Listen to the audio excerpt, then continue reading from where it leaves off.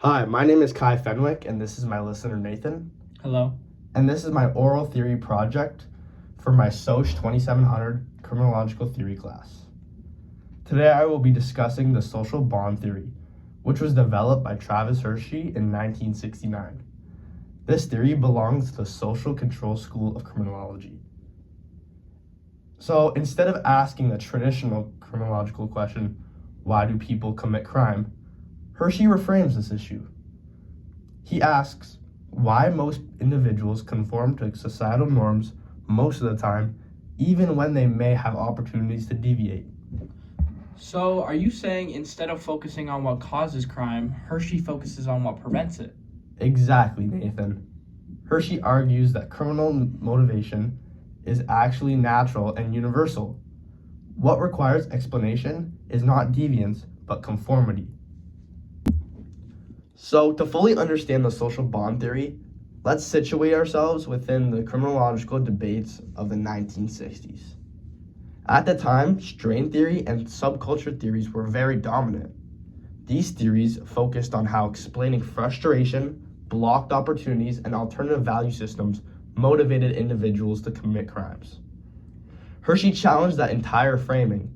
He actually argued that all individuals have self-interested tendencies. In other words, the desire to break rules when it benefits us is not abnormal. So Hershey is basically saying that crime doesn't require a special explanation? Yes, Nathan. According to Hershey, what needs explanation is why most people do not act on those impulses. His answer is that individuals are restrained by their bonds to conventional society. When those bonds weaken or break, the likelihood of deviance increases. So Kai, what exactly are these theories you're talking about? Yeah, so Hershey identifies 4 interrelated elements: attachment, commitment, involvement, and belief. Together, these create a web of social integration that restrains individuals from engaging in crime. Attachment refers to the emotional ties to significant others, particularly parents, teachers, and peers. However, attachment is not just about affection.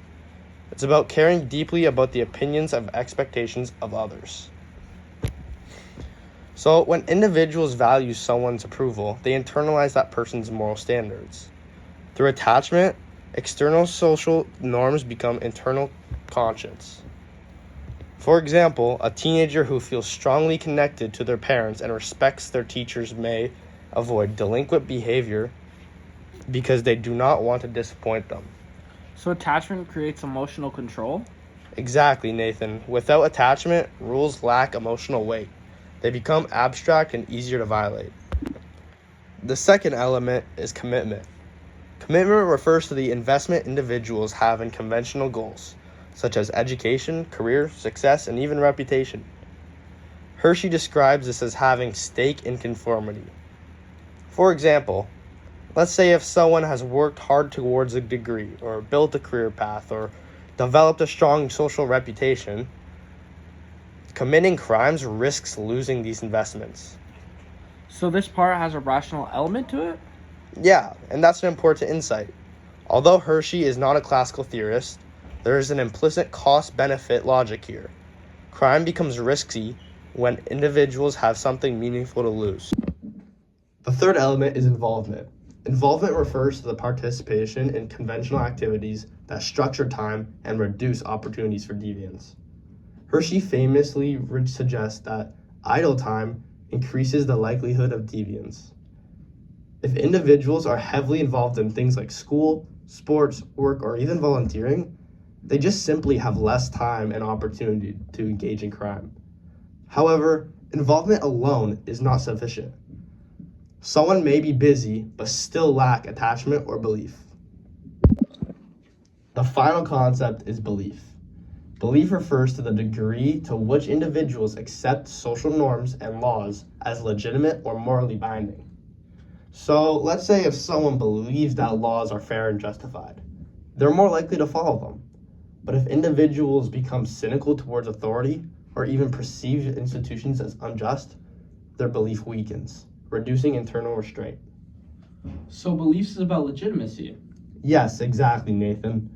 Belief connects social bond theory to broader discussions about trust in institutions and moral authority. That makes sense. How does this theory apply in real life? Yeah, so a strong example is youth delinquency. Imagine a young person with weak parental attachment, low commitment to school, limited involvement in structured activities, and even, little belief in institutional fairness. According to social bond theory, this individual has weakened bonds, which makes delinquency more likely. From a policy perspective, this suggests that crime prevention should focus on strengthening bonds rather than relying solely on punishment. Programs that promote family support, mentorship, school engagement, and community integration align closely with Hershey's framework. Rather than asking how to punish more harshly, the theory asks how to strengthen social integration. Another way to think about this, Nathan, is outside of crime entirely. Let's picture a student who, doesn't feel connected to their teachers, doesn't see the value in education, isn't involved in school activities, and really doesn't believe that the school system works fairly for them. Even though they're not committing crimes, they might start skipping school, disengaging, or eventually dropping out. From Hershey's perspective, that's still a weakening of social bonds. So this theory isn't about just explaining delinquency, it's about explaining how people disconnect from institutions more broadly. And that's why the policy implications are interesting. If we strengthen attachment involvement, like through mentorship programs or extracurriculars, we're not just preventing crime, we're reinforcing social integration. Now, Nathan, one reason the social bond theory has stayed so influential is actually because researchers have tested it a lot, especially with adolescents. Studies consistently show that weak parental attachment and low commitment to school are strongly linked to higher rates of delinquency. So, when teenagers report feeling emotionally distant from parents or disconnected from schools, they're statistically more likely to engage in behaviors like theft or vandalism. But here's what I found interesting. When we look at adult crime or white-collar crime, the theory doesn't always hold up as strongly. That suggests the theory is particularly powerful for explaining youth and street-level deviance, but less effective in explaining elite or corporate crime. So it's supported, but not universally. So I'm familiar with strain theory, so how would this differ from it? Yeah, so strain theory argues that crime emerges from frustration caused by blocked opportunities or unmet goals, while social bond theory assumes motivation is constant and focuses instead on weakened social control. Strain theory explains pressure towards crime, while social bond theory explains absence of restraint. Are there any weaknesses? Yeah, so one major criticism is that social bond theory struggles to explain white-collar crime. Many corporate offenders have strong attachments, careers, involvement, and commitment, yet they still commit crime. This suggests that strong bonds do not universally prevent deviance.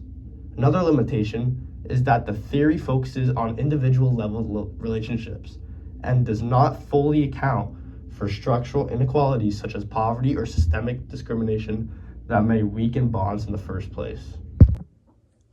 Something else we should consider, Nathan, is whether the theory goes deep enough in explaining why bonds weaken. Hershey focuses mainly on the individual, the relationships, commitments, and beliefs. But what about the people who grew up in communities with underfunded schools, economic instability, or systemic discrimination? In those cases, forming strong attachment and commitment might be structurally harder. So critics argue that the social bond theory may unintentionally place too much emphasis on the individual responsibility without fully addressing broader social inequalities. It explains how weakened bonds lead to deviance, but it doesn't always explain why these bonds weaken in the first place. So to wrap up this interview, social bond theory reframes criminology by shifting focus from motivation to restraint. By emphasizing attachment, commitment, involvement, and belief, Hershey argues that crime becomes more likely when social integration weakens. And while the theory does have limitations, particularly explaining white-collar crime and structural inequality, it remains one of the most influential control theories in criminology. Its emphasis on prevention and social integration continues to influence criminal justice and public policy today.